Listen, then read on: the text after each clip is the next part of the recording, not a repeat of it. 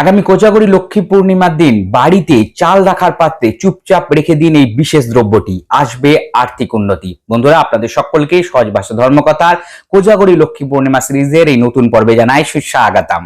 বন্ধুরা, আগামী কোজাগরী লক্ষ্মী পূর্ণিমার দিন একটা লাল রঙের কাপড় জোগাড় করুন এবং সেই কাপড়ের মধ্যে অল্প পরিমাণের গোবিন্দভোগ চাল বা আতপ চাল রাখুন।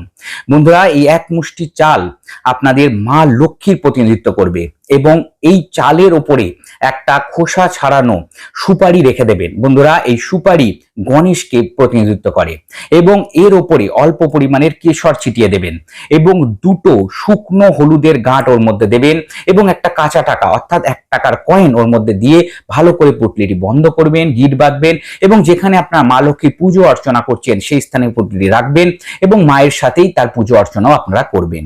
ধূপ দ্বীপ ইত্যাদি আপনারা দেখাবেন এবং সেই পটলির সামনে বসে ওং শ্রীম নামা, ওং শ্রীম নামা এই মন্ত্রটি 108 বার জপ করে পুটলিটিকে অভিমন্ত্রিত করে নেবেন এবং সেই পুটলিটিকে আপনারা যখন চন্দ্র উদয় হয়ে যাবে অর্থাৎ আকাশে পূর্ণিমার ফুল মুন অর্থাৎ পূর্ণ চন্দ্র আকাশে উদয় হয়ে যাবে, তখন আপনারা ওটিকে চুপচাপ আপনাদের চাল রাখার পাত্রে 1 বছরের জন্য ঢুকিয়ে রেখে দিন। মা লক্ষ্মীর বিশেষ কৃপা আশীর্বাদ আসবে, অর্থ আকর্ষিত হবে এবং সংসারে সুখ স্বাচ্ছন্দ্য সারা বছরের জন্য বজায় থাকবে।